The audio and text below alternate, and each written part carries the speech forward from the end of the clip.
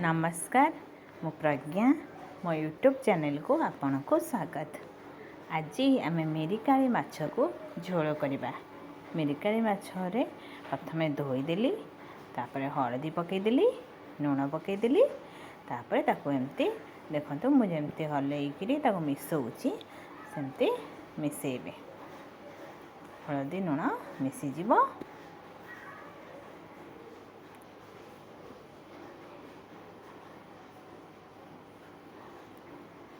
तापरे आमे gas on करिबा कड़ाई बसैबा कड़ाई गरम हो गले तेल पकेबा तेल गरम हवा जे छाड़िबा तेल गरम हो गलानी एबे आमे माछ पकेबा।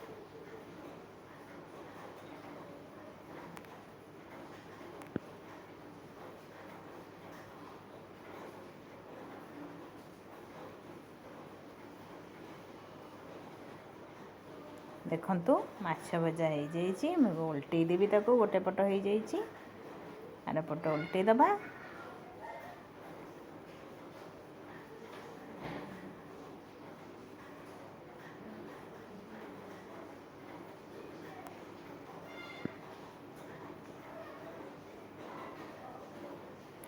ये भजा हो गला मुझे काढ़ी देछि तापरे आ पुणी अन्य माछ पकेछि।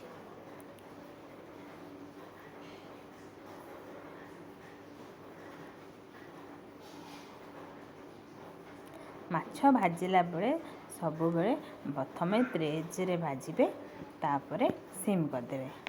तेज रे न भाजिले माछ प्रथमे माछटा नरम होई थाए। माछ प्रथमे तेज रे भाजिकी तापरे सिम करेंगे रेड एमती कलर हो गले आपण काढ़ी देबे।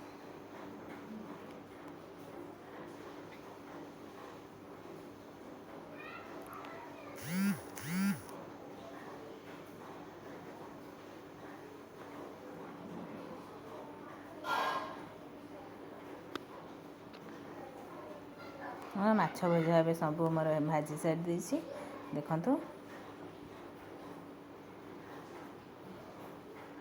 सब माछ भजा सरी। एबे आमे माछ तकारी करवा।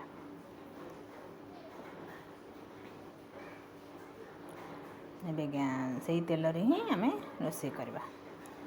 एबे आमे आलू को आग भाजी दबा।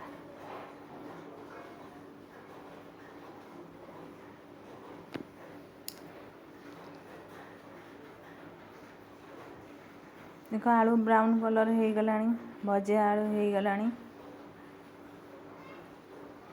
आलू को काढ़ी दबा।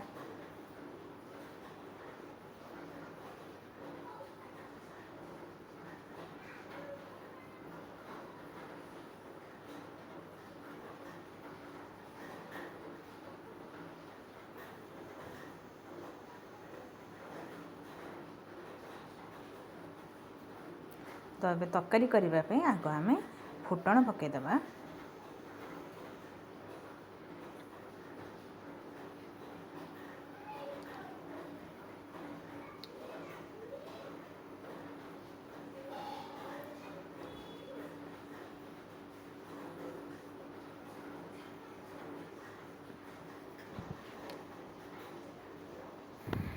माछ तरकारी मु कौन सब मसला नहीं देखंतु जीरा सोरिष सुखिला लंका रसुण टमाटो अदा पियाज आपको आमे सब बाटेदबा। देख बाटा हो गला एबे आपको आमे सब ढालीदबा आधे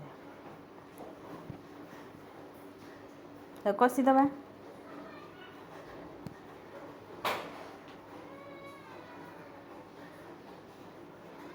लुण पकेबा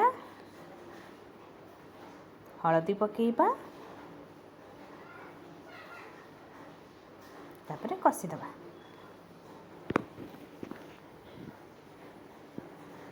बहुत कम समय रे हबो मसला भी शीघ्र सीझिबो। देखो मसला हो गलानी एबे आमे आलू पकेकी तो भल कषिदबा। सोरष मसला तो एते कषा होइनी अल्प कषिबे नले पिता लागिबो। देख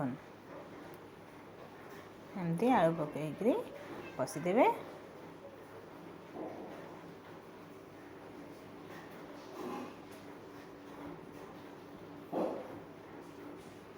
କଷା ହେଇଗଲାଣି। ଏବେ ଆମେ ପାଣି ଦେଇଦେବା। ପାଣି ସବୁବେଳେ ଆପଣ ଗରମ ପାଣି କରିକି ଦେବେ। ଆଉ ତରକାରୀର ଟେଷ୍ଟଟା ବହୁତ ବଢ଼ିଯାଏ ଗରମ ପାଣି ଦେଲେ, ଶୀଘ୍ର ବି ଫୁଟି ଆସିବ।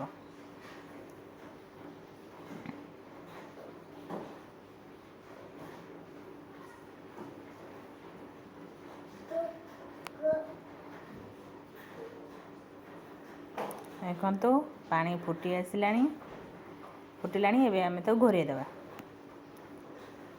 15-20 ମିନିଟ୍ ପରେ ଦେଖିବେ ଆଳୁ ସିଝିଛି କି ନାହିଁ। ଚାପିକି ଆଗ ଦେଖିବେ। ଯଦି ଆଳୁ ସିଝି ଯାଇଥିବ ଯେ ମାଛ ପକାଇବେ। ମାଛ ଏତେ ସମୟ ଫୁଟିଲେ ଭଲ ଲାଗିବନି, ନରମ ହେଇଯିବ ମାଛ। ଫୁଟି ସାରିଲା ପରେ ଆଗ ମୁଁ ଆମ୍ବୁଲ ଟିକେ ପକାଇଲି। ଆମ୍ବୁଲ ଗୋଟାଏ, ସୋରିଷ ମସଲାରେ ଆମ୍ବୁଲ ପଇଲେ ଟେଷ୍ଟ ଲାଗିବ। ତାପରେ ମାଛ ପକାଇଦେବା।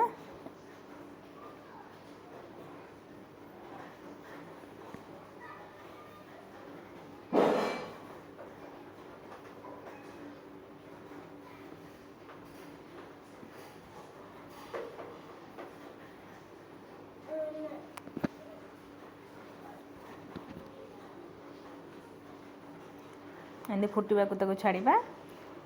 ଦେଖନ୍ତୁ ମାଛ ତରକାରୀ ହେଇଗଲାଣି।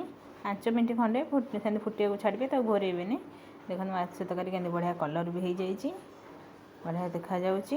ଆପଣଙ୍କୁ ଯଦି ଭଲ ଲାଗିଛି ତାହେଲେ ମୋ ଚ୍ୟାନେଲକୁ ସବସ୍କ୍ରାଇବ୍ କରିବେ, ଲାଇକ୍ କରିବେ, କମେଣ୍ଟରେ ଥରେ ରାନ୍ଧିକିରି କହିବେ କମେଣ୍ଟରେ କେମିତି ଲାଗିଲା। ଏବେ ମୋର ଲଞ୍ଚ ପାଇଁ ମୁଁ ଥାଳି ବାଢ଼ୁଛି।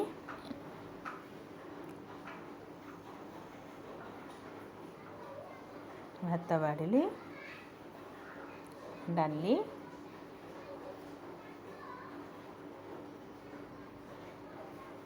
ବାପାଙ୍କ ପାଇଁ ବାଢ଼ୁଛି ତ ଡାଇବେଟିସ୍, ସେ ଆଳୁ ଖାଇବେନି, ଆଳୁ କାଟିଦେଲି। ଡାଲିରେ ଆଳୁ ପକାଇଥିଲି ପୁଅ ଖାଇବ ବୋଲି। ତାପରେ ମାଛ ତରକାରୀ।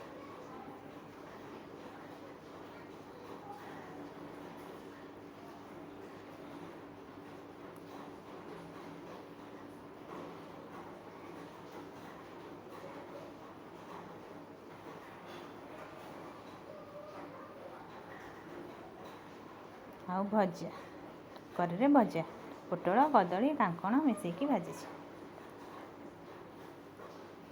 ଆଉ କଢ଼େଇରେ ଲେମ୍ବୁ, ରସୁଣ, କଞ୍ଚା ଲଙ୍କା ଆଉ ଲୁଣ ଟିକେ ଦେଇଛି ସାଙ୍ଗରେ ଖାଇବା ପାଇଁ।